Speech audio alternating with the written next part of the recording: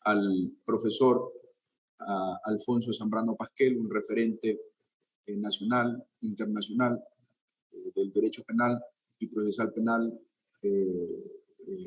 un ecuatoriano que ha trascendido con sus ideas y que no necesita mayores presentaciones. Profesor, por favor. Gracias, apreciado Leonel.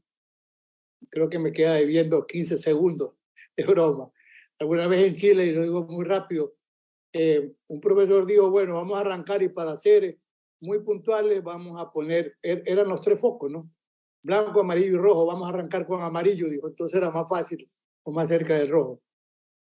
Sin duda, ambas conferencias formidables, no obstante el tiempo limitado que sin duda tuvieron, tanto el profesor Jesús María Silva Sánchez como también Jorge Vicente Paladines. Pero como dijo bien Jorge Vicente, el profesor Silva Sánchez nos hizo cabalgar en los tiempos y en la discusión de la dogmática penal moderna, y Jorge Vicente nos trajo también cabalgando desde atrás hacia adelante, pero formidable. En ese tema de la discusión, incluso por medicamentos, simplemente digo una suerte de tip, el famoso caso Dauber en Estados Unidos, no obstante que al final la Suprema Corte no le da la razón a los reclamantes y dice que un tribunal inferior examine el caso y crea los estándares que los comenta muy bien la profesora Carmen Vázquez de la Universidad de Girona y publica sobre el tema, y en el Perú están utilizando los criterios de Dauber, pero digo en tip, a la final dice la Suprema Corte de Estados Unidos, sí tiene derecho a reclamar, pero hay que aplicar los estándares y que lo aplique el tribunal inferior. Y el tribunal inferior dijo que en este caso no cabía aplicar los criterios científicos. Claro, de fondo había el tema que era contra un gran laboratorio, aunque era una reclamación civil por los daños causados. Pero en realidad la importancia que tiene el estudio de la dogmática penal, yo recuerdo el gran maestro, insigne maestro de todos nosotros, el profesor Jorge Zavala Vaquerizo, decía algo muy importante. Él decía, ¿para qué sirve la buena doctrina? Él decía, para crear buena jurisprudencia.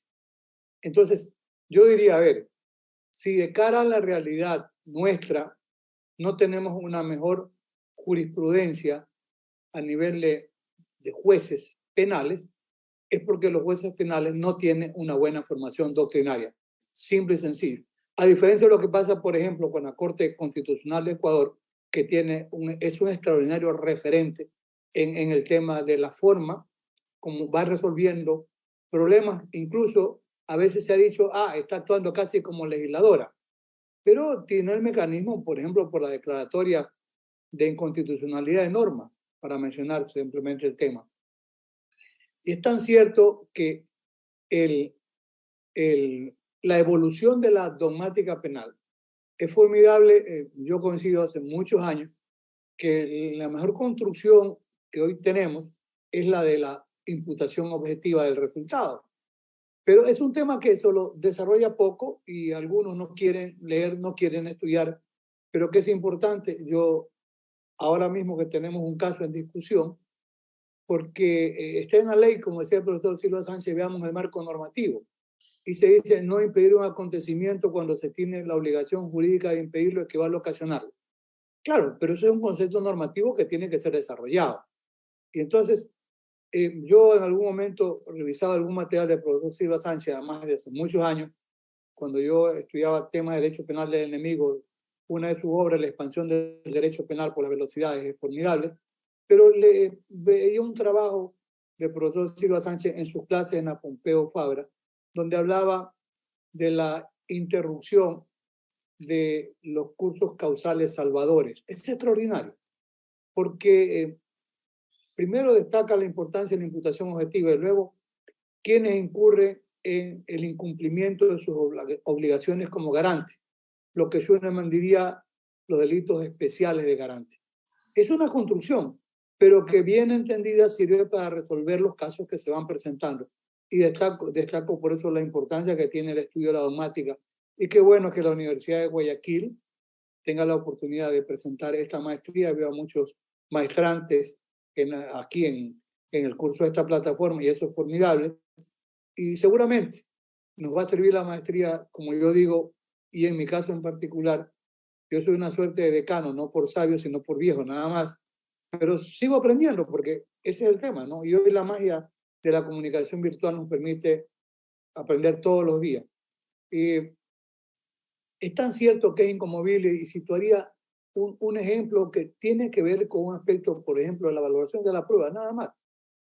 En España, y lo formidable, la producción que dejó, no obstante que fallece bastante joven, el profesor Miranda Strampes, que es un ícono del tema de la prueba ilícita y las exclusiones probatorias.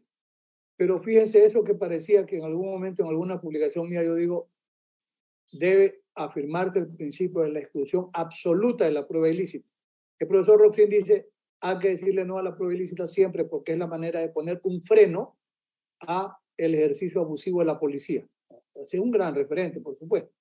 Pero España, ¿cómo soluciona el tema de la prueba ilícita? Porque en un momento dado estuvo allí la conexión de antijuricidad, pero lo que llama la atención hoy es el tema, por ejemplo, de la sentencia en el caso Falciani. Porque Falciani se sustrae la información de un banco en el que él trabajaba.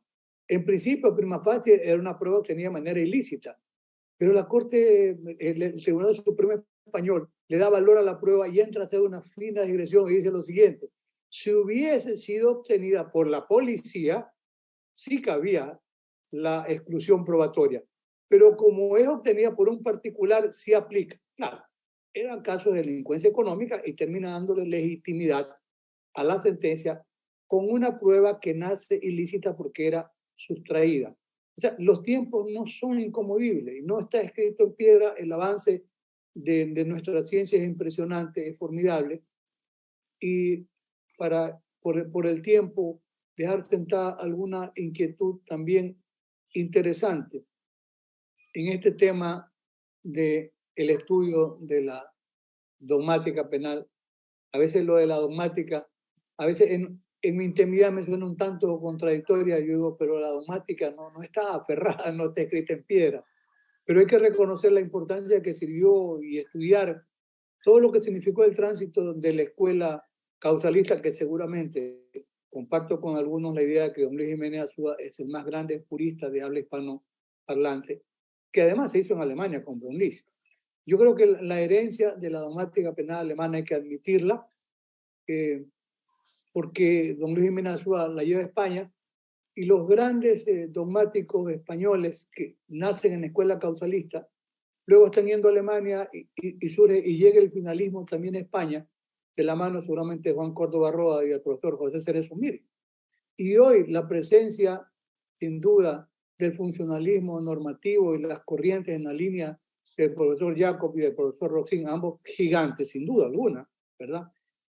Hacen que haya una verdadera escuela, pero una escuela que en buena hora se ha extrapolado también a nuestro continente, porque hay buena formación en Argentina, hay buena formación en Colombia, en el Perú. A veces los jacobsianos son irreductibles, no quieren dar marcha atrás en nada, pero son escuelas que ya tienen una posición en la América Latina de hoy. Y es importante, y esa yo creo que es la apertura que va a tener, digo nuestro porque yo me siento parte de esta maestría, en poder tener la posibilidad de contar con profesores como Jesús María Silva Sánchez, Jorge Vicente Paladines y otros más que nos van a acompañar, que garantiza la excelencia académica de la maestría. Yo, para ser respetuoso con el tiempo, y creo que ya Leonel prendía el foco amarillo, les agradezco muchísimo, con mucho cariño, y se trata de eso. La academia nos brinda un espacio para seguir aprendiendo, conversando y discutiendo, y construyendo, que es lo importante. Gracias, Leonel, gracias, Jorge Vicente, gracias al profesor Silva Sánchez, a todos ustedes.